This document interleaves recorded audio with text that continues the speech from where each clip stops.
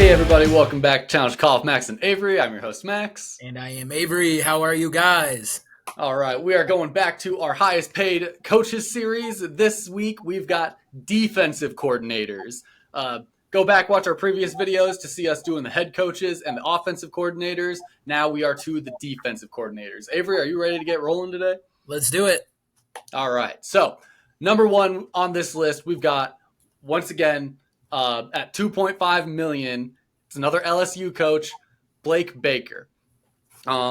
This just kind of brings me back to our highest paid offensive coordinators. LSU's old offensive coordinator was the highest paid offensive coordinator. He's not currently at LSU anymore, but Blake Baker also was not previously at LSU, as he was actually at Missouri last season, because LSU's total defense, they were 105th in total defense in the 2023 season, which is not good. Missouri, however, was 33rd, so Blake Baker moved over to LSU, and he is getting paid. How do you think that's going to pan out for him? I think it's got to be a step up, right? We talked about this with Tim Lester for Iowa coming in as the offensive coordinator. You're at the bottom of the barrel, right? Your defense ranked one of the worst defenses in college football last year. Coming in and trying to flip that organization around is going to be very helpful, especially since LSU, and the only reason that he got 2.5 million is because LSU has deep pockets through boosters and everything else. So no, this is a smart move to bring a guy like this in. Yeah, this should hopefully really help them out, especially after they just lost their offensive coordinator, who, went on, I forget where exactly, but to go be the highest paid offensive coordinator. Where did he go? Do you remember? LSU, no, they brought in an offensive coordinator, right? No, okay. It was Mike Denbrock. Okay. Mike Denbrock is the highest paid offensive coordinator. He is currently at Notre Dame. He came from LSU, though, who was ranked first in total offense. That's why I was thinking. But another just kind of fun fact to point out, looking at this old list, the highest paid offensive coordinator is $2.1 million. Our highest paid defensive coordinator is $2.5 million. In fact, there are three defensive coordinators that are paid more than the highest paid offensive coordinators. That's kind of interesting to see, don't you think? Yeah, honestly, and it just goes to show you maybe defense in the eyes of college football, like fans and coaches, is that defense is more important than offense, right? I mean, at the end of the day, you're getting paid more for a high caliber defensive coordinator. That kind of goes hand in hand. That's kind of the argument this is making a little bit. Just Right. looking at okay, who's paid the most? The defensive guys. As far as the top three go, yeah, there are three defensive coordinators paid above the highest offensive coordinator. That's just kind of interesting. It does really show that importance of defense and how you really want to focus on, hey, we need a defensive kind of team. We need to be able to stop people.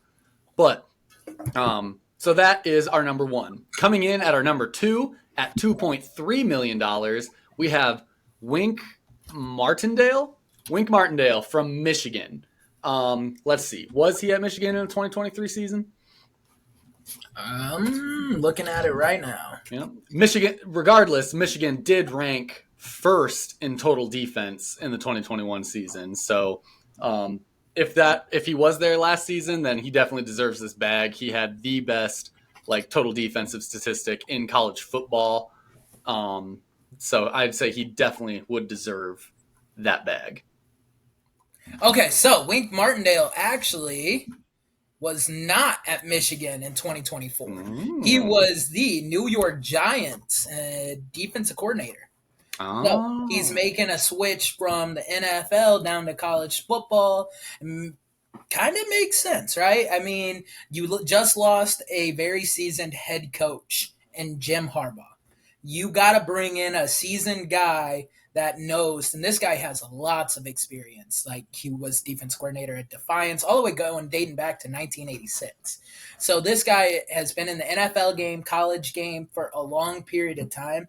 When you're losing that experience from Jim Harbaugh, you got to bring in a guy to help Shermaine Moore build Michigan football and keep them up on top as they were already. And Michigan's always been known as that kind of defensive structured team, they're in the Big Ten, defensive powerhouse type. type people. But the biggest thing I like looking at his career history, when we're doing the offensive coordinators, we saw a lot of like this college, that college. Like they've been all over the place in the college world and whatnot. This is one of the first guys that I can look at or think of that when you're going down his list, what do we got here? Linebackers coach for the Raiders, linebackers coach for the Broncos, Broncos defensive coordinator, Ravens linebackers coach, Ravens defensive coordinator, Giants like he's been in the NFL like as coordinators, as defensive coach, like that's a different kind of caliber. That's a different, like seeing these guys being at these powerhouse colleges and going to a new college is like, yeah, they've been at some good places. They've got a lot of experience from around the college world. But this guy, he's going to bring in a lot of experience around the NFL world, which is, arguably a step up and everything. Now, there's different structures with like, okay, now you got to recruit a little bit. You got to be able to recruit your own players who are on your roster thanks to the transfer portal and all that jazz. But still, from the football standpoint of bringing so much experience from 3-4 different teams in the NFL, like that should be huge for Michigan and their defensive production this coming year. Yeah, and it should be huge, but at the same time, I could see where it's a weakness at the same time. NFL is vastly different than college game. The last time he coached any sort of college football was back in 2003 for Western Kentucky. So, I mean, and that's not a Power 5 school. And 1996, special teams coordinator for Cincinnati. I mean, that wasn't a Power 5 school at that time. And then an assistant at Notre Dame. So, like, he's never had a very, very high caliber job at the college level. Hopefully the NFL experience will reign supreme in his, like, task. That is a fair point. Like, being just because you are at a higher level and coming down doesn't mean you're going to be successful at that level down. Because aside from what I was saying with like now you've got to recruit, now you've got to deal with keeping your own players on the roster, etc. Like even from a football aspect, you can reach a degree which it shouldn't be a huge problem at Michigan because you'd think that they have enough NFL caliber guys who are going to be smart enough to like figure it out and move on to that next level and play there anyway. But sometimes when you're dropping a level down like that, you got to realize that no matter how good you are and how good you are with the X's and O's, you can only be as good as your players understanding your X's and O's, Right. Like if you want to do all this defensive craziness, have on-field checks, and like if this happens, you do that. If that happens, you do that, and all this sort of stuff running in your defense, then you need players that can understand that. At the NFL, everyone there theoretically should have a pretty solid understanding of how to do just about everything they need to do. When you drop down to the college level, you might lose some of that. You're going to have some guys in certain spots who like you got to keep it a little simpler for them. And when you keep it a little simpler, a lot of times you lose out on some of that production. Right. Who was Michigan's defensive coordinator last year? I don't know. That's curious. I know that I had that question too. I was kind of like, I don't know who. Jesse Minter? That's the name that I'm pulling up. Minter. They spell Minter. Oh, Minter. Yep. Let's see. Oh, here. He's he followed Jim Harbaugh to Los Angeles. Chargers. Yeah. He's the DC for Jim Harbaugh now. So, like, yeah, of course they had to replace their DC because I'm like, you're the number one. Where would you have went? Like, I know Jim left, but sure, Moore is taking over, so it's still that similar coaching tree. Well, and you could make the same argument too. Now, it's a slightly different argument because Michigan were the national champs. But, like, you can make the same argument when we go back to the offensive coordinators. Mike Denbrock was number one in offensive production at LSU. Like, you were number one. Where did you go? Well, he went to Notre Dame. Like, he probably got paid more, which, the money would show as we look at the highest paid offensive coordinator. So it's just partially a money thing, too. Just because you got the number one defense doesn't necessarily mean you're staying where you're at. You got to arguably think being the number one defense, you're more likely to move somewhere because somebody's trying to pay you, Right. Which makes sense. Moving into our number 3 spot we got here at $2.15 million. We have got Pete Golding from Ole Miss. I like this. He was at Ole Miss last season, 2023. It was his first year there. Their total defense was 68th in all of college, all of FBS. So not bad, like you're in the top 100, but it's not great. Yeah. I think the biggest thing that goes out to me is he was the defense coordinator for Alabama from 2018 to 2022. So he has those ties with Nick Saban. And this does make sense, him going to Ole Miss, because who was hired as the Ole Miss coach in 2022? Lane Kiffin. Where did Lane Kiffin last coach? Nick Saban in Alabama. So when Lane Kiffin was there, he was probably met Pete Golding and was like, "Hey man, like I'm taking this Ole Miss job. I would love for you to come on over." And he probably got paid in the similar boat by Ole Miss more than Alabama. So I'm Well, yeah, excited. just kind of goes to show it's all about who you know out there, all about Right. those connections. But this is kind of one of your typical guys who you look at it and it's like he was a DC at Alabama. Before that, he was a DC at UTSA. Before that, he was just a DB's coach at Southern Miss. He was a DC at Southeastern Louisiana, DC at Delta State. Don't even know what that is, and a DC at Tusculum, Yeah. whatever. But so he's been a DC at a lot of different places, not necessarily like big Power Five type places outside of like Alabama, UTSA, but he's been a long time DC who has kind of been moving around, and part of it's like okay, it does look like he is moving Huh. up each time he moves, but it's kind of like why are you bouncing around so much? Well, I can tell you why he probably lost his job from Alabama. In February 2022, Golding was arrested at Northport, Alabama police and charged with driving under the influence. So that was probably the end of his tenure with the non-nonsense Nick Saban. And Lane Kiffin was like, "Hey man, you get a second chance. Come coach in the SEC. We're not Bama, but we're trying to become Bama." So For sure. that's probably why his reign. Because I was looking and I'm like, this guy's a fast climber, right? We talked about fast climbers with our head coaches and our offensive coordinators. So it's like, what made him go from, I would say, a step down in the SEC? And life happens, stuff like that. It can happen and derail your career. Well, that would definitely make sense on why he lost that situation. It almost makes you wonder, like, okay, are any of these other moves because of something? Maybe it wasn't as reported. Maybe it's something we can't find. But has there been more incidents that's caused him to bounce around from year to year? Because Right. when you look at his young career, he's only ever been places for about a year or two before he Yeah. moves on. Especially going from defensive coordinator at Southeastern Louisiana to then just being a DB's coach at Southern Mississippi. It's like, okay, that's like is that a step up? Is that a It, lateral step? I Like, would I would say that is a step up because Southeastern, it says they are D1 AA. Southern Miss is a non-power 5 D1. So like I think that is a step up, and you got to make a position. You go from yeah, being the DC down to the DB coach. That makes it's sense in my head. it's one of those moving up a level and moving down a title kind of Right. deals that, like, sometimes that's just the way you got to move. For sure. But I don't know. So far, that seems like the most questionable as far as being like number three highest paid defensive coordinator. Part of me is like, I'm not sure I'm fully sold on that one just yet, but we'll see how he does this season. Coming in number four with 2.015 million. Don't know why they just couldn't round that to like 2 million or whatever, but it's just ever so slightly higher than 2 million. We've got Adam Fuller, Florida State. Florida State had the 22nd ranked total defense in college football last season. He's been there since COVID. Before that, he was at Memphis as a DC. Before that, he was a DC at Marshall, where he looks like he stepped up from a linebackers coach to linebackers and special teams, and then became the DC.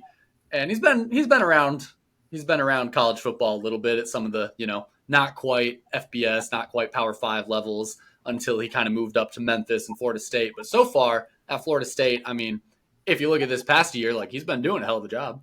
Yeah, and also this guy is our first guy that has head coaching experience at Yeah. Assumption. Not great head coaching experience. He went 1-9. 1-9. something, And something tells me that's why he's a D coordinator. yep, and that was the only year he ever coached. So as a head coach, and there's not much on this guy. So like, but he also has been at Florida State since 2020. That's impressive. Like that's a long tenure as a DC. Their defense was incredible last year. Like I mean, I don't know if he's worth the 2.015 mil, but I mean he's been around for a while. He's been a DC at a few different places, Chattanooga, co-defensive coordinator at Wagner. So like Yeah, he's had some experience. The head coaching experience was D2, by the way. Assumption is a Division II school. So like after that, he did move up into like a D1 level. So I can't blame him for that's the only year he was a head coach. Yeah, 1-9's not great, but like, hey, now you're in Division 1, right? Like, what Right. do you want more? Higher level, higher title. It's kind of what we just talked about. But Yeah. yeah, this is also maybe ever so slightly questionable, but not as questionable to me. Like he's been at Florida State for a while. They've got a solid defense, being 28th. Like I think he deserves that kind of bag. Right. All right, coming in at $2 million, we've got three guys now. We've got DeAnton Lynn from USC. Now, where was he previously? Because USC's total defense is 116th. He So was something tells me he had to have come from somewhere. he was at UCLA in 2020. UCLA. That So makes he much more made sense. a transfer in the same city over to USC. Hey, that's the Um, best way to do it, man. yeah, I mean, and this guy's very interesting because this is our first actual like NFL player. Like he played in the NFL in 2012, and then he played in the Canadian Football League in 2013. He's a defensive back, and then he was a seasonal intern for the New York Jets. He was a defensive assistant for the Buffalo Bills, Chargers defensive assistant, Houston Texan assistant head coach, Houston Texans secondary head coach, and then the Baltimore Ravens safety coach. So, and then he was UCLA's defense coordinator last year. So he's kind of a fast climber as well, but a lot of his experience dates into the NFL and not so much college. It's kind of like how we were just talking about. Like, this is a very NFL background kind of guy who isn't going to translate to college. I mean, last year at UCLA, wow. UCLA has the 10th total defensive production in Okay. college football. So definitely, you're top 10 now. Like, I think now it's only 1 year, but theoretically safe to say, yeah, it translates just fine for him. The other big question though with him, he does also have a lot of NFL background, like we were talking about with Pete Golding, or not Pete Wink. Golding, Wink. Yeah, Wink.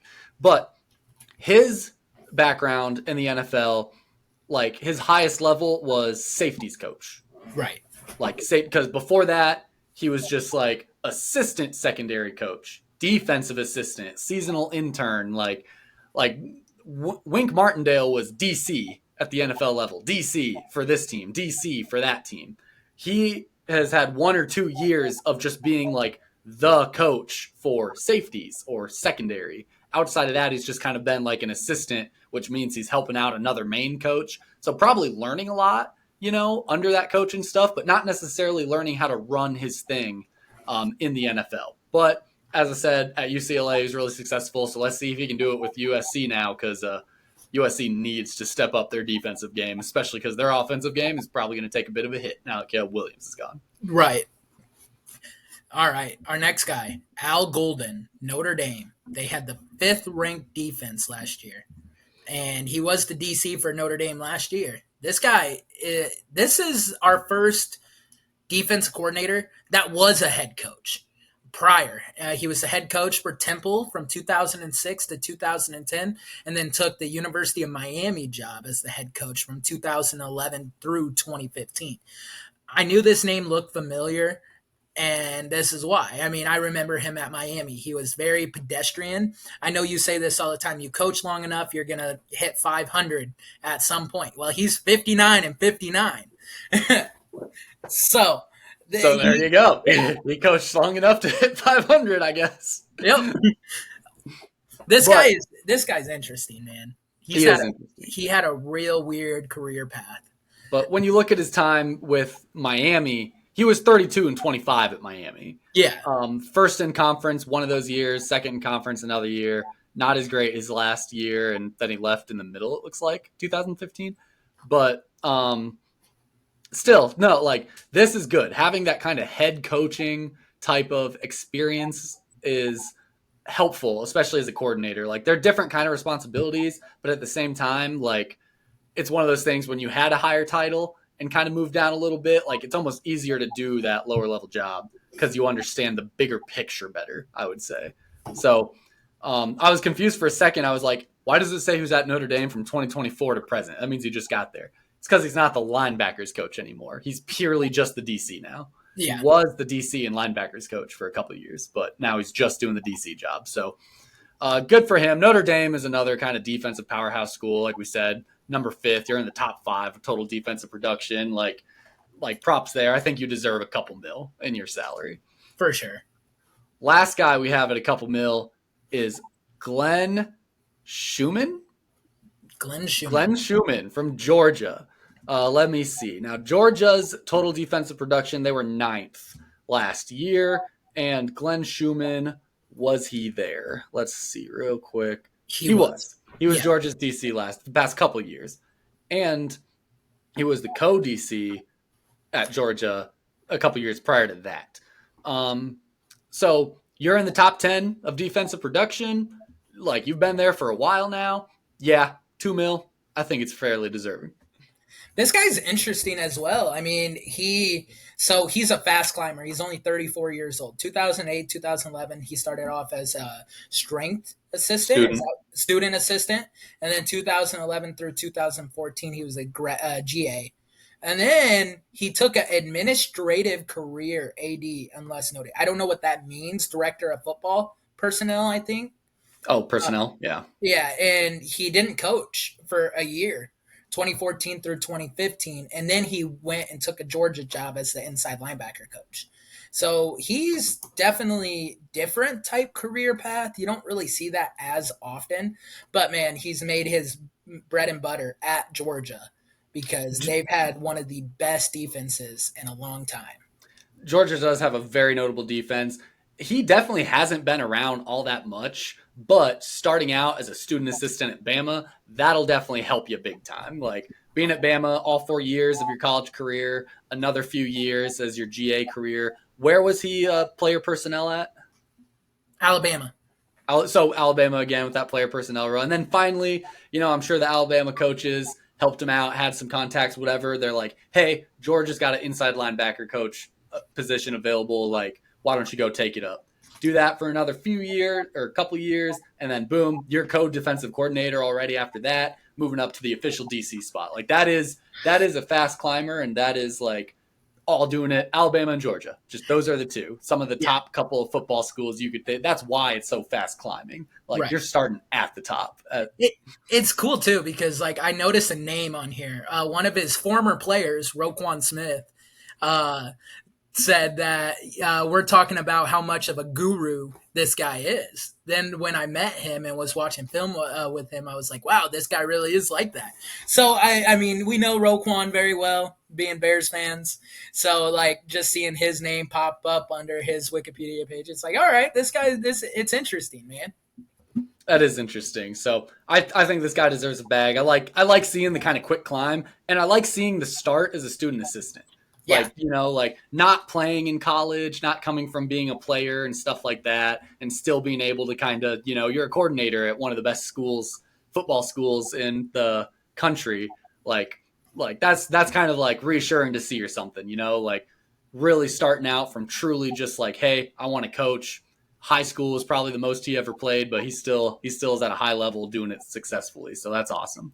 Yeah. All right. Moving in to our 1.9 million category. We have got Jim Knowles from Ohio State. Ohio State actually was 3rd in total defensive production, and he was there. He was been at Ohio State since 2022. Before that, he was the DC at Oklahoma State, and before that, he was the DC at Duke for a while. He was at Cornell University, Ole Miss, Western Michigan, Cornell again, where he got his start. So he's been around a little bit, going from here and there. But so far at Ohio State, it looks like he's doing a pretty good job being in the top 3 total defense. Yeah, 100%. And, I mean, we see their defense every single year, and they always have at least top 15 defense. And he's doing a damn good job doing what he's doing. He was another guy that was a head coach, too, at Cornell University, the Ivy League. He was actually a head coach from 2004 to 2009. With a total record of 26-34. So he's got that head coaching experience too, kind of bringing that, higher level thinking to the game. Right. All right. Our next guy at 1.9 mil, we know him all too well. One of the best coaches ever, Phil Parker, defensive coordinator, Iowa. Much deserved, right here. Now, Phil Parker, Iowa's total defense was 7th in FBS last year. So, not quite in that top 5, like would have been kind of nice to see, but still 7th, like that's top 10. That's really solid. I mean, Iowa's defense is the reason that they, have winning seasons. Right. Like they have had 2 winning seasons, or 2 losing seasons since like the college football playoffs era. I forget what years exactly. It was like 2013 and 2000 something earlier than that. But and that is like totally just accredited to the defense. Right. Like that is all him. That is all doing it. So yeah, this is definitely deserving. And what I was going to say is that you said, 7th, not in the top 5. Well, look at the offense that's going out on the field at the same time. Like that offense and your defense is on the field so much more. Well, we notice that all the time, and he still gets the job done, and he's still in the top 10. So that's probably even more impressive than some of these other guys on this list. 1.9 million. This might be the most underrated paid guy on this list, and I don't know if I'm seeing. He won the award for I forget what they. Assistant Coach of the Year in 2023, and he won the Broyles Award as well in 2023. So like this guy is like, and we love Phil Parker. I didn't realize this is the interesting thing about Phil Parker. I mean, he's been at the University of Iowa since Kirk Ferentz took over as the head coach. Kirk Ferentz took over as the head coach in 1999, and he's been with Kirk Ferentz ever since. Started off as the defensive back coach for 12 years, and then moved into the defensive coordinator position, and he's held it for the last 12 years. Like this guy is like through and through an Iowa Hawkeye. And we don't even have to really talk about that Toledo stint or his Michigan State GA, because when you think Phil Parker, you think, okay, this guy is a Iowa Hawkeye. Everybody knows who he is. That's just the way Iowa does it. Like when you coach at Iowa, you are an Iowa coach and you're there. Like I listened to Seth Wallace talk at the coaching convention this year, and he talked about just how like loyal and faithful of like a staff and stuff that they have. And when you go to coach there, like you stick around, their guys stay. And he was even talking about their defense and stuff. One of the things that makes their defense so productive and just like a top ranked defense year in and year out is he showed 2 different slides. It was like, here's our defense, lining up against this offense back in 2000. Here's this defense lining up against this offense right now in 2023. Notice that they're the exact same. Like we do what we do it well, and like we do it to our fullest effort. And that's just how they play. They don't switch things up constantly. And it makes sense when you talk about him being the DC at Iowa for the past about 10 years. And then the DB's coach, for 10 years before that, Iowa does what they do. Like they keep it consistent. They play how they know how to play. And like, that's how they win. Right. And another thing, and this isn't really to do with pay, but look how many prospects he's put in the league from the defensive side of the ball. I mean, AJ Espinoza, you got Cooper DeJean, you got Desmond King a few years back, and all these guys are still playing in the NFL. Jack Campbell, like these guys are still playing in the NFL at a very high level, and it's just awesome. Noah Shannon. You got all these guys, and here they are killing it in the NFL. All credit, Phil Parker. Definitely. Now, moving in to our 1.8 million, we've got Pete Kowalski. Kowalski? Pete Kwiatkowski? Yeah. Something like that. Whatever. Texas. He's been at Texas, a DC since 2021. They had they were 34th in total defense this last season. So, up there, top 50. We're in the 1.8 million. It is Texas, so they've got money to spend. Like, yeah, this one makes sense. Yeah. He was at Washington for a long time before that. Not a long time per se. Well, I guess for quite a while. Since 2014, he was the DC at Washington for a while. Before that, was at Boise State. Was at Montana State, actually, Eastern Washington. Snow. I don't know what Snow is. Oh, community college. He was at a community college for a year. Nice. This guy is when you think of a typical longtime defensive coordinator, defensive coach, and you just like you start off as a player at Boise State, and then he just slowly builds him way up to a Power Five prominent organization in college like Texas is. Like, and he just did it the kind of the long game instead of like a fast climber. But at the end of the day, not all of us are fast climbers. Some of us are playing the long game, and this is kind of what he did. Yep. Max Bolin is going on to his third season at Cornell College before, moving on to, I don't know where I'm moving on to, but somewhere, maybe. Somewhere, maybe, someday. Coming in at 1.7 million, we've got Tosh Lupo? Sounds about right. Oregon. Oregon was 22nd in total defense in the 2023 season, and Tosh, he was there. He was at Oregon since 2022. Before that, he was actually the D-line coach for the Jaguars. Before that, the Falcons and the Browns. He was a defensive coordinator at Alabama for a year, co-defensive coordinator a year before that, outside linebackers at Alabama, defensive analyst at Alabama. He had a stint at Washington and then California as a D-line coach. So he's had a little bit of mix of that college and NFL type of career where started out in college. He's been a college defensive coordinator, and he's also gone up to the NFL, done some position stuff in the NFL, and then has come back down to the college world. Have you noticed a very common trend of a lot of these guys on this list so far? Alabama. And Nick Saban, great defensive coordinator, great defensive mind. He's mentoring a lot of these guys. And so, like, I think this is why they're getting paid so much, because they have that Nick Saban stamp of approval. Could be. That very well could be.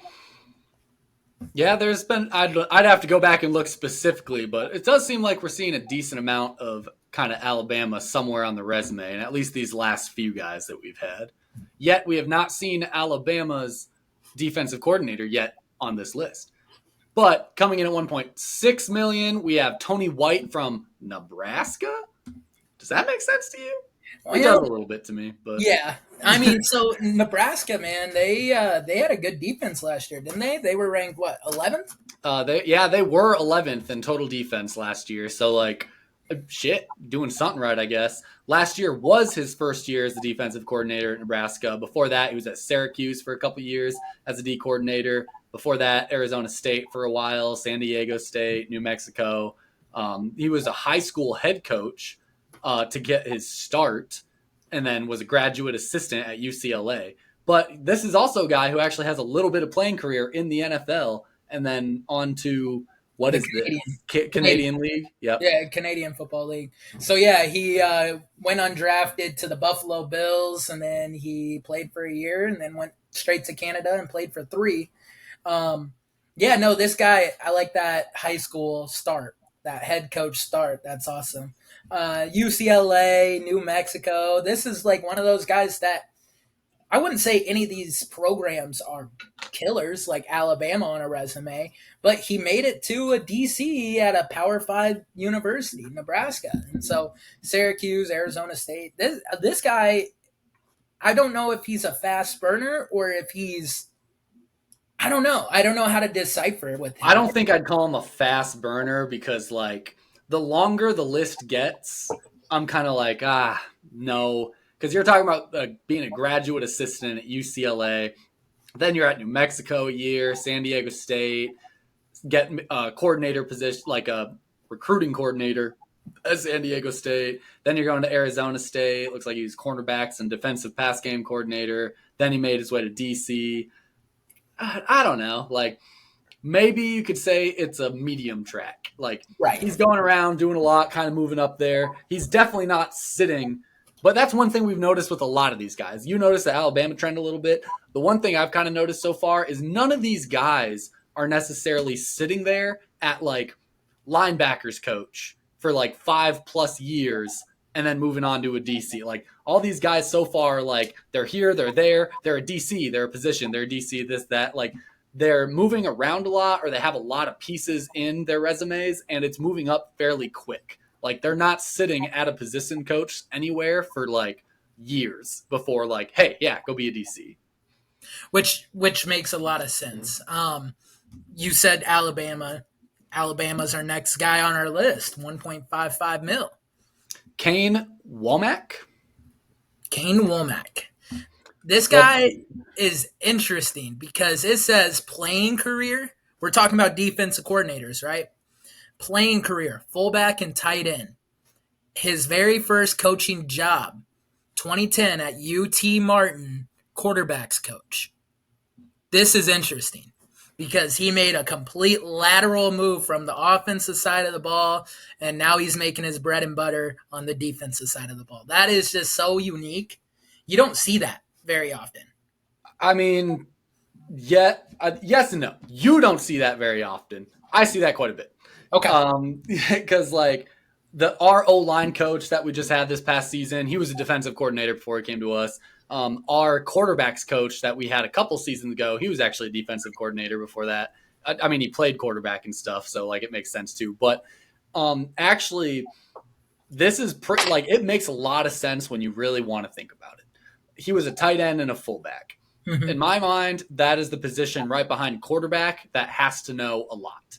Right. You know what I mean? Just like pass game, run game. I'm pretty sure I've talked about it before. But a part of what that goes into is you got to understand a defense. You know, you got to understand how they're aligned on you in the pass game. You got to understand who you're going to block and where they want to go in the run game, especially as a quarterback. Like being a quarterback coach, having to read defenses, understand coverages, understand all that. Like who better to go on and be a defensive coordinator working against the position that you just like had all your knowledge pertaining to. The more that you understand like what the quarterback's goals and like reads and stuff are, the better you can defend them as a defensive coordinator. So to me, it actually makes a lot of sense. That makes sense. I think the thing that intrigues me the most on his list too is he went from being a GA at Ole Miss straight to being a defensive coordinator. Not even a position like coach or anything, recruiting coordinator, straight to being a DC at Eastern Illinois. Eastern Illinois is still a D1. They're D1 AA, but they're still a D1. So that's a pretty big jump, I think. It is, and like it's not, because you're talking, you're talking Ole Miss, you're talking SEC, you're talking Power Five. Like he was a GA, and we don't know like to the level of GA that he was and stuff. Like Yeah. He could have been doing a lot as a GA for them, whatever, blah, blah, blah. So to go on and be a DC at Eastern Illinois, who like, yeah, sure, they're FCS, but Right. like they're not competing in the national championship, and I don't know what conference they're in. Missouri Who's in their Valley. conference that's like the real, competitor, like who's winning their conference year in and year out? Where do they stand record wise? Like you can look into some of this a little bit, but to me, that's not a crazy huge leap. It's almost the opposite of how we were talking before. You make your step up to lower your title. This is the opposite kind of move. You make your step down to increase your title. This is going from, now granted it is GA and not like a position coach, so like it is a little bit of a stretch. It's kind of a leap. But like I said, to be at a very high level SEC Power 5, to go DC at like a lower to mid-level kind of FCS school, yeah, I can believe it. So they're in the Ohio Valley Conference. So not Missouri Valley. So like they face University of Arkansas Little Rock, Morehead State University, Southern Illinois, Southern Indiana, Western Illinois, UT Martin. So like, yeah, I guess, they're not even in that big of a power conference, because I think the only school that actually really make the playoffs out of that conference every year is Western Illinois, and that's not every year, that's every few years. So Southern Illinois maybe. So I mean, I totally understand. I think the reason I know Eastern Illinois fairly well, Jimmy Garoppolo, Tony Romo, both went there actually. And that's the other interesting thing. He coached because that was what, 2013 Yep. 2014 2015. He coached Jimmy Garoppolo. So, or didn't coach, but like Jimmy Garoppolo was on that team. So now, that's one thing that I just noticed that we missed when we first started talking. Alabama is 18th in total defense last season, but he was actually at South Alabama last As the season. head coach. He was not at Alabama. He just got to Alabama as the DC. Yeah, he was the head coach at South Alabama. So he's he's really had a like he's worked the system a little bit, because you're talking like, yeah, he went from GA at a high level to DC at a lower level, then DC at a little bit higher level, then down to a position coach at a FBS Power 5 level, then made the DC there, then moved down a level to be a head coach, and now is going back to be a DC at that high level Power 5. Like, he's truly doing the perfect combination of like taking a lower level with a higher title and then moving back into a higher level with a lower title kind of, route of ranking your way up. And I don't know if I would necessarily say South Alabama is a lower level. They're still a D1 school. They're not AA. They're not FCS. They're just non-Power 5. Exactly. So, i.e. a lower level. Okay, that's fair. That's fair. But like, no, there's like, when I say lower level, like, there's a reason that not a single school on this list is a non-Power 5. Like the levels are the levels for the reason that they are. Like, that's just, like, sure, I'm not discrediting them whatsoever as far as like their capability of playing football. Do they beat some of these Power 5 teams? Like, sure, I'm sure there's plenty of Power 5 teams out there that they can win games against just fine. But at the end of the day, like, they're non-Power 5. That is a lower level. All right, let's move on a little bit. 1.5 million. First guy. We got a lot of coaches here. First one, we've got Tim Banks from Tennessee. Tennessee had was 32nd in total defense this past season. Was he there? You haven't pulled up? Yeah, he was there since 2021. So he was at Tennessee since 2021. Then he was the co-defense coordinator at Penn State from 2016 to 2020, Illinois, 2012 to 2015, Cincinnati, Central Michigan, Maryland. The only thing that pops out that he was a running back coach in 1999. Bowling Green. Other than that, man, this guy just seems like your typical defensive coordinator that's worked himself up the chain, and now he's getting paid $1.5 million for everything that he does. So the one slight difference I've noticed from him compared to some of the other guys we've looked at is there's not a lot of bouncing around in terms of like higher title, lower title, higher title, lower title. None of that. Like, he went from GA to position to DC at Central Michigan, to DC at Cincinnati, DC at Illinois, DC at Penn State. So he bounced around as a position coach, made his way up to DC, and then started bouncing around as a DC. He hasn't done any sort of like going higher as just a position after being a DC, or being like a head coach and then moving back down. He hasn't like popped back and forth in title at all. Once he had that DC title, like, he kept it everywhere he's been. Yeah. The next guy we got, Tony Gibson, North Carolina State. 29th in total defense last season. Was he there last season? Yeah. Yes, he was. So this is weird. Why does it say? Yeah, no, I just noticed that too. It doesn't say present. So it does not say that he is returning there this season specifically on his Wikipedia. It just says that he was there from 2020 to 2023. Yeah, that's interesting. This guy has bounced around a little bit though. Like, Glenville State defensive back, and then he went up to Cumberland as the special teams coordinator, and then West Virginia Tech as the DC, and then he went to West Virginia as the defensive back, Michigan as the assistant head coach, down to passing game coordinator in 2011. So, like, this guy coaches everything. Like, I mean, he's the defense coordinator. He's been the passing game coordinator. He's been the safeties coach. He's been a special teams coordinator. This guy kind of knows a little bit of everything. Jack of all trades. Master. I am very intrigued with it. Okay, on North Carolina's NC State's actual like bio page for him, it says 2020 to present. Okay, as defensive coordinator, inside linebacker. I was like, it was just kind of weird seeing like, why does he just drop off? What's he doing in 2024? Like, theoretically, he shouldn't be on this list if he wasn't going to be a DC in 2024. But yeah, that was just an interesting little blunder there. But also at 1.5 mil, we've got Joe Rossi, Michigan State, Michigan State was 76 in total defense. Was he at Michigan State during that defensive year? Because No, he that's wasn't. not great. Okay, I was gonna say that is definitely not great. He was at Minnesota before that. So let's. Oh no, I closed my thing. You talk about him. I'll figure out what Minnesota's total defense was. Okay, so yeah, he was at Minnesota from 2019 to 2023. And then he was the D line coach at Minnesota from 2017 through 2018. So I mean, and then before that, he's like Rutgers and Maine. He hasn't done anything like special. It looks like he just kind of sticks in the Big Ten.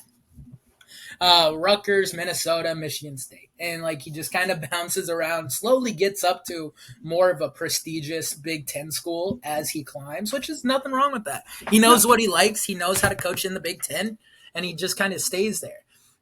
So Interesting. Go ahead. Minnesota was 54th in total defense. So a decent chunk better. You're getting a lot closer to the top 50 compared to out of the top 75. So like that's a little better. Yeah, I mean, other than that, like this guy, he doesn't scream out anything special. No.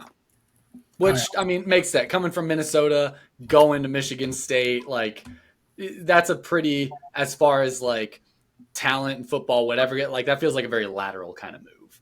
Maybe you're going up ever so slightly in talent level, but for the most part, like, okay, those are both not greatly renowned like football powerhouses by any means. Yeah, they're Big Ten, big defensive schools, which is what the Big Ten's known for, all that. But at the same time, it's kind of like you're not at a defensive powerhouse like Michigan or Georgia or Bama or Iowa, anything like that. Right. Next guy we got Morgan Scalley from Utah. Go ahead. He was at Utah since 2016. So he's actually been the defensive coordinator at Utah for a long time. Utah's defense was 13th in total defense last season.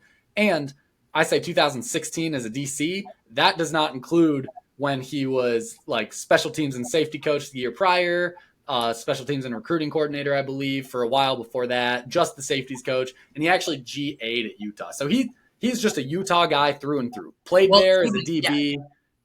That's what I was going to say. He played there as DB. Like this guy, we talked about Phil Parker being with the Iowa Hawkeyes for a long period of time. Well, this guy has never known anything different other than the Utah Utes. Like he played at Utah. He's been coaching there ever since. Kind of cool to see this kind of aspect of things. He did get suspended in June of 2020 for using a racial slur in a text message to a recruit. So that's interesting. But Can't still, be doing that. At the same time, they kept him on, and he's still here, man. He's still rocking it, doing a good job. When you have like loyalty like that, and like a guy that was brought up through the program, you like it, whatever. It's like you make that last. You do what you can for him, and he was for a little while after his playing career, or was it after his GA? I just clicked away from it. He was an administrative assistant for a year, and then kind of worked back into it, which you'll see that from time to time. Just kind of, it's one of those moves. It's like when you're first getting into that real high level coaching, you kind of go be a defensive analyst or offensive analyst or player personnel, whatever. Like it's all very, very similar to being a coach. You're just like not so much have a direct on the field responsibility. You do a lot more of the kind of background responsibility type stuff. Mm-hmm. All right. Last guy on our 1.5 million list, we've got Brad White from Kentucky. Kentucky was 43rd in total defense in the 2023 season. He has been a DC at Kentucky since 2019. Prior to that, he was actually with the Indianapolis Colts for a little while as outside linebackers coach, assistant linebackers, defensive quality control. And then he's been at Air Force, Murray State, and he GA'd at Wake Forest. Nothing special about this guy. I mean, like, I like that he's been at Kentucky for a good 6 years now, but other than that, I mean, what else do you got? Like, I like the little bit of NFL experience, but definitely not as much as some of our other higher paid coaches have gotten. Like we've seen them on multiple teams in the NFL, being coordinators in the NFL. He has a few years that he was with the Colts as a position, as a defensive quality control, like. So he has a little bit of that NFL kind of resume, but not not as much as some of the higher ones that we've seen. Right. All right. Coming in at 1.4, we've got Wes Goodman from Clemson. Clemson was 8th in total defense this past season. Wesley Goodman, I guess he goes by Wes, or is it just Wes? No, it's Wesley Full. But he was at Clemson. He's been the defensive coordinator there since 2022, so he's a little bit fresher on the coordinator side of things. Once again, a guy who's been around Clemson most of his life. Yep. Before this, he was a senior defensive analyst for a few years. He actually was with the Arizona Cardinals for a couple of years. He was the assistant to the head coach, which is that much of a coach, or is that just kind of like being an assistant to the guy, you know? Is that would that be the assistant head coach or assistant to? I'm pretty sure assistant head coach, like, because they call that like associate head coach or something like that. Yeah. So I'm pretty sure like that genuinely just means like he was almost like a secretary to the head coach, not like a secretary per se, but he was your typical assistant to the head coach, just kind of like, hey, I need you to do this. Okay. Yeah. This guy, well, and hey, I mean, you look at some of the guys he's coached under, it's kind of cool. Dabo Sweeney, Bruce Arians for the Cardinals. Like these guys, like they've definitely kind of like built probably who he is as a football coach. Those two are both two really good leaders of men. Bruce Arians was like a rah-rah, like motivation type guy. So is Dabo Sweeney. So I don't know if the X and O's come from that aspect or if he just learned how to be a damn good leader. There might be a little bit of both in that kind of working out for him. Another thing I like to see, he actually started at Mississippi State as a student assistant. So we're talking about another guy who didn't start as a college player whatsoever, just came straight to college working as a, student assistant and stuff and worked his way up from there. So I always like seeing that. Right. All right. Next on our list, interesting one for you. At 1.3 million, we have Travarius Robinson, who is actually the co-defensive coordinator at Georgia. So we've already talked about Georgia's defensive coordinator above. He was the where was he at? He was up there. Oh, he made $2 million. So Georgia's defensive coordinator makes $2 million. Their co-defensive coordinator also makes $1.3 million. So like Georgia just seems to be rolling in it. But so he was in the NFL for a few years as a player as well. It was with the Falcons, got traded to Tampa Bay, and went back to the Falcons, it looks like. But he has coached at Auburn, Western Kentucky, Southern Miss, Texas Tech, Florida, South Carolina, Auburn, Miami, Alabama. Like, he's been all over the place. This is actually his first year at this upcoming season, will be his first year at Georgia. He was previously the cornerbacks coach at Alabama. Yeah, I mean, that's he's been around. He has definitely been around. Never been South Carolina, he was a defensive coordinator for 4 years. But I think that's it as far as being a coordinator goes. Yeah. The rest looks like he was just position coaches. But try to get through the rest of this list real quick. At 1.2 million, we've got 3 coaches. First one being Austin Armstrong from Florida. I got him pulled up. This guy, Florida had the 69th ranked defense last year, but this guy is only 31 years old. The youngest guy so far on our list. And he started his coaching experience in 2016 at West Georgia as a GA. Doesn't say, he did play linebacker at Huntington from 2010 to 2013. So there's 3 years there that he did not do much. So this is a D3 guy. Yeah. That's a D3 school, Huntington.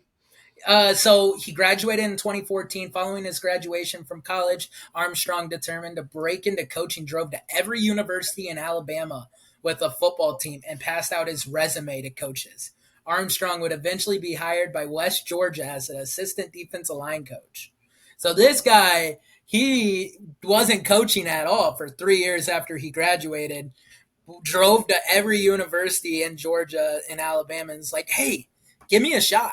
I like that. I mean, that's how you got to do it. Like I was saying earlier, it truly is just like, do you know somebody? Are you being contacted? Like all that. And that you see that a lot to this day. Like at the National Coaching Convention, like which guys just got laid off or are looking to move, or there's guys walking around with their resumes, shaking hands, like asking if anyone's got anything. Like that's what you got to do. It's got to be in person. You got to talk to the guy. You got you're not applying online and getting a call back unless you've got a real solid resume. But if you're a high level defensive coordinator, maybe you're able to just call somebody up like, hey, I'm interested in your spot. But if you're starting out like this, D3 player, trying to get his first GA gig, like out there in the world, whatnot, don't have the best connections with anybody. Yeah, you gotta go shake some hands. You gotta go put some effort into it. And, you put in that kind of effort and this is where it can take you, being the DC of Florida. Yeah, and it's kind of crazy because he graduated in 2013. 10 years.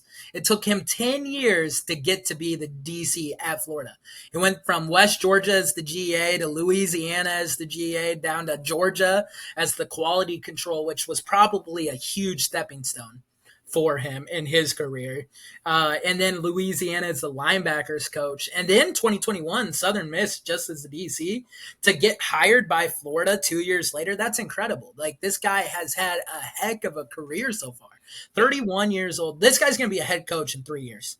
This is one that we can say this guy's on the fast track. Yes. This is the fast-tracked career. We're talking 2016 as a GA, and then boom, boom, bam, like here you are at Florida as a DC. Like, that's what we call fast-tracking a career.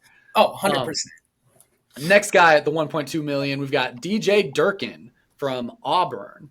Auburn's total defense, they were 45th in FBS last season, and he was not a part of it because he was at Texas A&M as a DC for the past couple of years. Before that, at Ole Miss.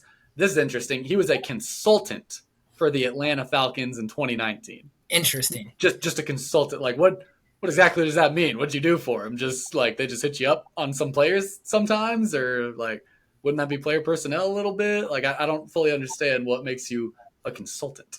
Me neither. I have no idea. But, I mean, he was a consultant for the Atlanta Falcons. He does have head coaching experience. 11-5 at Maryland. 15. Sorry, I was looking at overall. Yeah.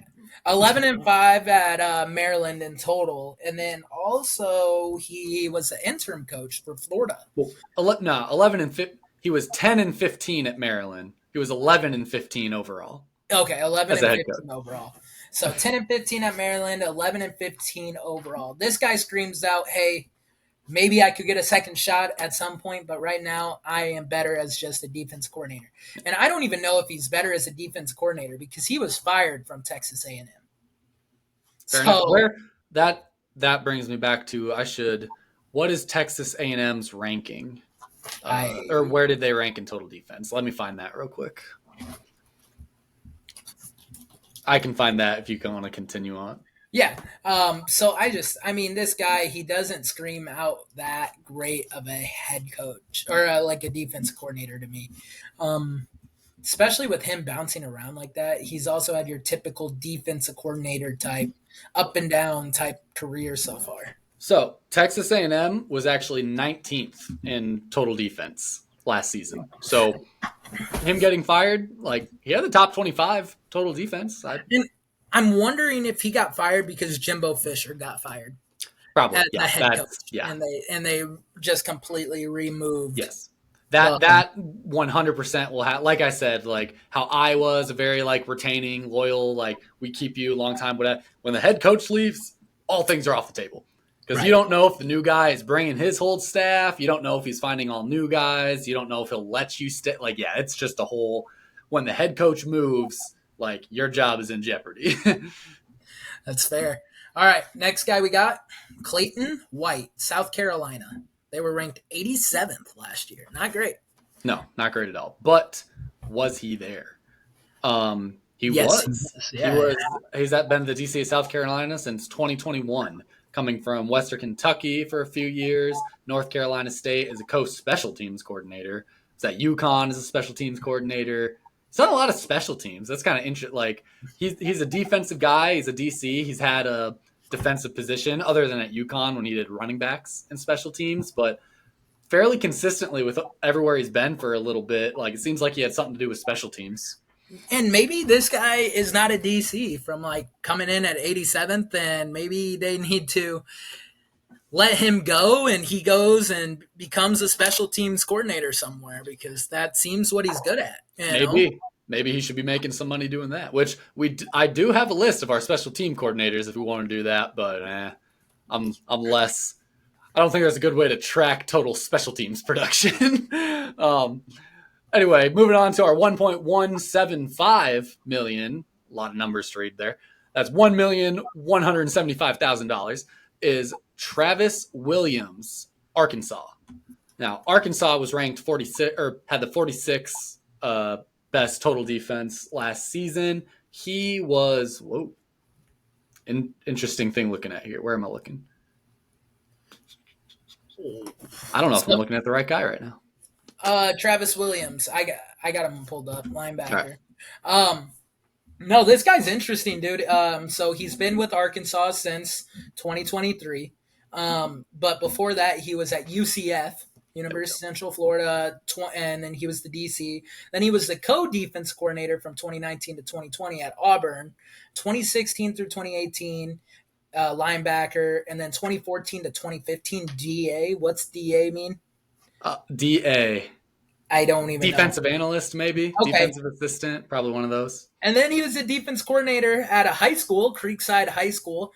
But the thing that pops off to me is in 2012, he was UNI, Northern Iowa's linebacker coach. So that's interesting to see. I love seeing that. That is a fun one to look at. Like, hey, he was at UNI. Like, that's neat. Yeah. He was also a GA at Auburn, so he did his GA ship at Auburn. He played for the Falcons. I don't know how long. A year. He played at Falcons, played at Auburn, so makes sense why he GA'd there. But yeah, seeing the Northern Iowa on there is like, hey, yeah, that's neat. And the other interesting thing about this guy, he has a music career. He's a musician and a rapper. He has released many demos and songs, including the unofficial Pump Up song for Auburn. So it's funny, too, because he has the unofficial Pump Up song for Auburn, but he coaches for a rival in Arkansas. So very, very interesting to see. But yeah, no, Travis Williams has been everywhere. He's done a lot. That is kind of funny. Like you just got your rival's song. Like, all right, here you go. Like, this is what I'll leave with you, I guess. But that is where he's from. That's his alma mater and whatnot. So like that makes sense too. You know, like he played there. He got his start there. He coached there for a while. Like, I get it.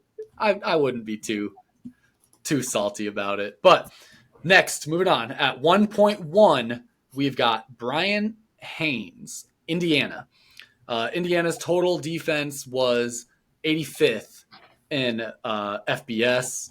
Where's his Wikipedia page? He doesn't have one. I can't find it. Why the hell doesn't he have a Wikipedia page? That's interesting. From the looks of it, he was at James Madison at some point, in Ball State at some point. Did he play at Ball State? It says roster.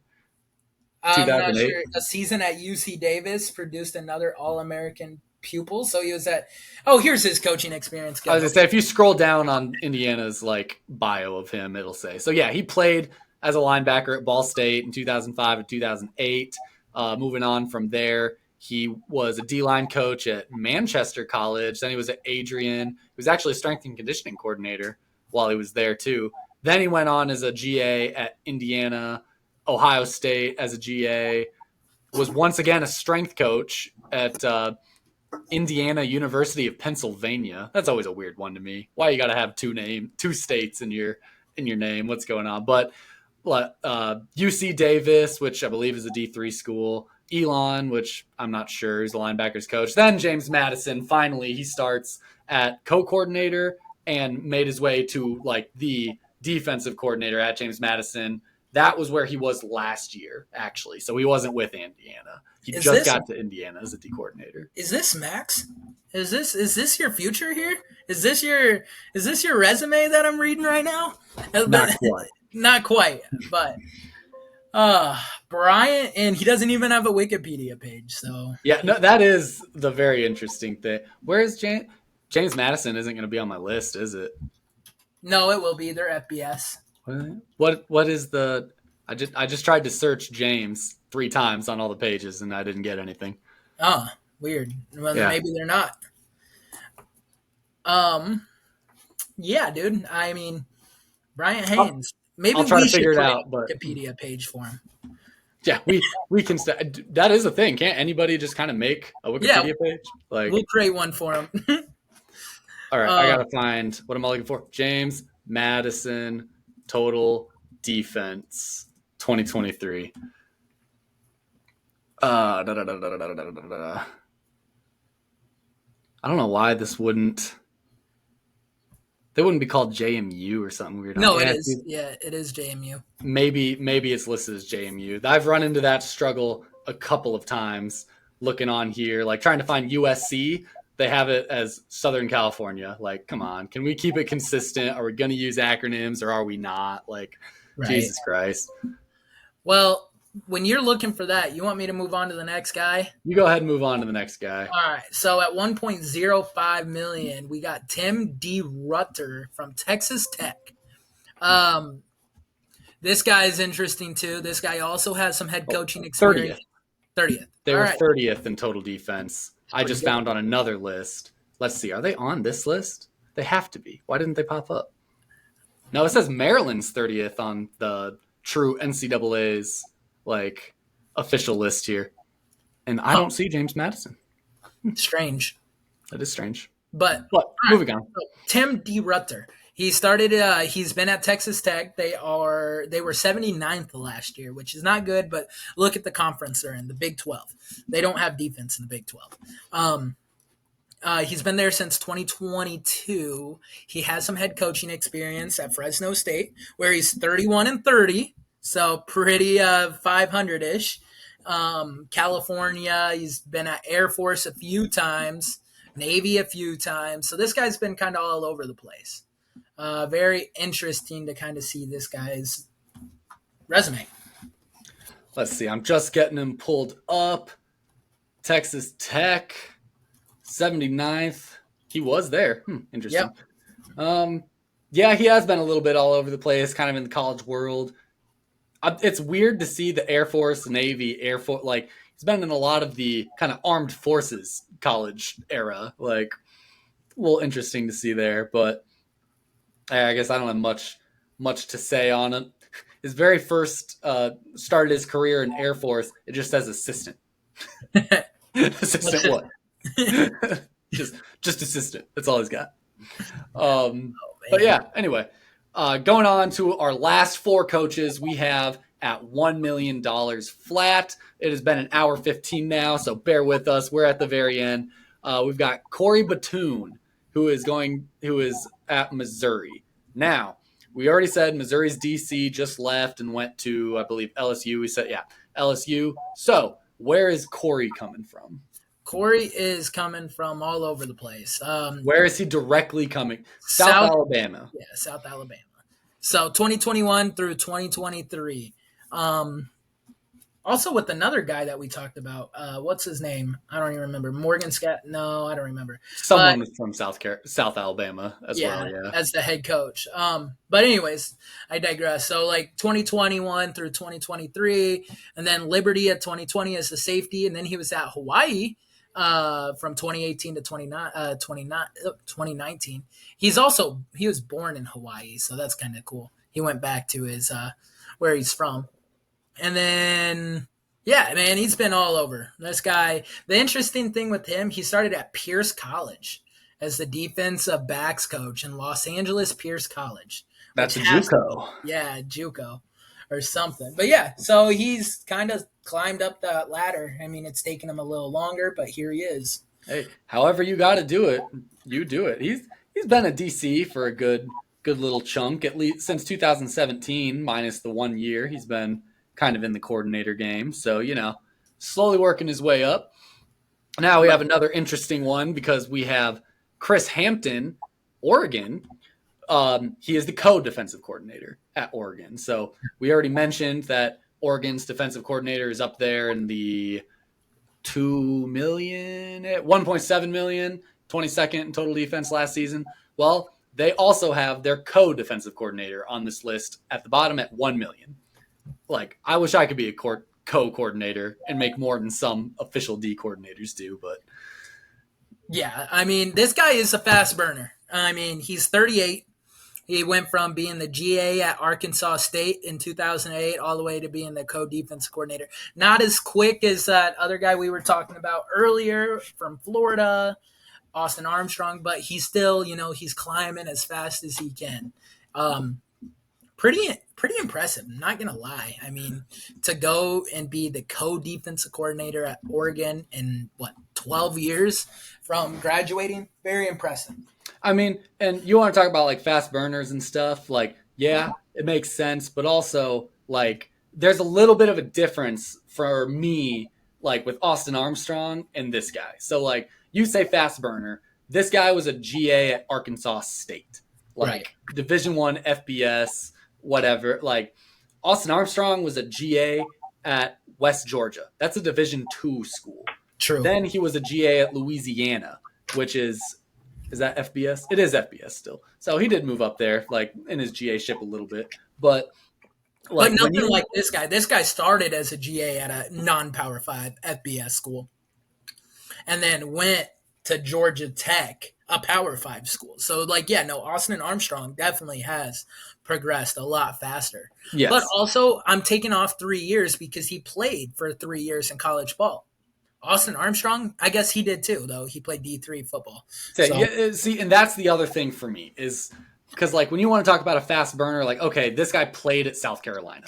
Like, that already in and of itself is like a high level, like, hey, I have an FBS resume. Compared to Austin Armstrong, like, oh, I'm just some D3 kind of former player, GA'd at a Division II school for a year to move up and GA in the FBS level. And the other thing, too, is like, let's look at just the past few years here, or this 3-year stint. 2019, quality control, Georgia, not even truly a coach. 2020, Louisiana linebackers coach. He's a position coach. 2021, DC at Southern Mississippi. Like he went from a GA to a DC in 4 years, 3 years. And also like this guy, he was DB at Tulane. DB coach from 2016 to 2019, Duke DB defense coordinator at Tulane, and then took that Oregon position. And he's a co. Austin Armstrong isn't a co. That's his defense. So like I get what you're saying with a fast burner. It looks like they have kind of a short resume, but like in my head, there's no comparison. Right. Like Austin Armstrong in 3 years went from a quality control to a DC. This guy was a DB's position coach for almost 10 years before becoming a D. Like, that's not a fast burner. Like, you were a position coach for 10 years. You ain't burning fast. Okay, let's move on. I'm running out of little time, so we gotta keep going. Go ahead. Coleman Hutzler from Mississippi State. His defense ranked 40th. He's 40 years old. And this guy looks more like a special teams coordinator than he does a defensive coordinator. Does he also not have a Wikipedia? No, I got him. Coleman Hustler, or Coleman Hustler. Here, let me show you. I don't see his Wikipedia. Right there. All right. So he was not coaching at Mississippi State last year. He was actually at Alabama as the special teams coordinator last year. So the last 2 years. And then before that, he was Ole Miss's special teams coordinator. In 2020, he was Texas's co-defense coordinator. 2016 through 2019, he was South Carolina's special teams coordinator. 2015, Boston College special teams coordinator. 2014, Florida's special teams coordinator. New Mexico's special teams coordinator. Florida's special teams coordinator. And then Stanford, he was a defensive assistant and then a recruiting assistant. And then he started his career as a defensive assistant in 2006. So this is another guy who, he's had a lot of special teams moving up through there, just kind of to some degree, I suppose it makes sense. Like you think about special teams, especially with kickoff and punt and certain things like that. Like there's a lot of tackling involved and like, I don't know, I could see it. Pursuit of the football type stuff. This is another guy that played Division III football though, as his, as a player, he was a D3 linebacker. So always kind of fun to see, like starting out just not at that kind of Division I level. Like when you play Division I football, you play in the NFL and you get these higher level coaching positions. It's kind of like, you were there as a player. Like that just it follows suit naturally. When you start out as like a D3 player or even just like a student assistant somewhere, it's kind of like, all right, yeah, like you really worked for this. Like you have climbed the ranks and kind of moved your way up. And I like seeing that. All right. Last guy we got here at $1 million to top it all off. We've got you want to take a stab at that name? Akiaka Malo. Akiaka Malo? Yeah. UCLA. Obviously was No not at Wikipedia. UCLA. Huh? He has no Wikipedia page. So I have it pulled up with the UCLA Bruins website that I just posted for you. Yep, I'm already on it. I can Okay. Google. He joined the Bruins staff in December of 2021 to serve as the outside linebackers coach and special teams coordinator before shifting to defensive line duties in 2023. Before that, he was with standout defensive player in 2016 through 2020 before being shifted to linebackers. Okay, so yeah, he was a defensive line coach for Washington, and then he was Washington's co-defensive coordinator from 2020 to 2021. Now, He was defensive coordinator at Yale for a few years. Was he? Yeah. 2009 to 2011, he was the defensive coordinator at Yale. Look at that. I mean, this guy's kind of been around, man. Yeah, I mean, sure, he gets $1 million. I wish graduate assistant at Washington. He earned his degree from UW in 1999. Was that Wisconsin, maybe? No, UW's Washington. Oh, probably Washington. That makes sense. He was a special teams coordinator for Hawaii, and then that was in 2009 through 2000. No, that was 2008. 2004 through 2007, he was the defensive line coach for Texas El Paso. So interesting. Where was he last year? Like he was with UCLA, he just wasn't the coordinator last year. Is that what you're saying? He was linebackers coach. Gotcha. So he's still in house. He was still a part of that 10th total defense there, and like I guess we'll see if him taking the reins, if he can do it just as well as the former UCLA. Lynn did it, Deonton Lynn or whatever. But that is all that we have. That's everybody that's up above $1 million as far as defensive coordinators go. I'd be curious now after seeing that the top three guys were all paid more than the highest paid offensive coordinators.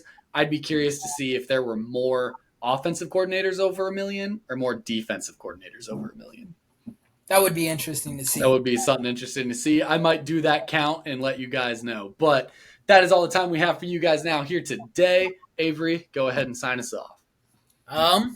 So I hope you guys liked it, and see you later.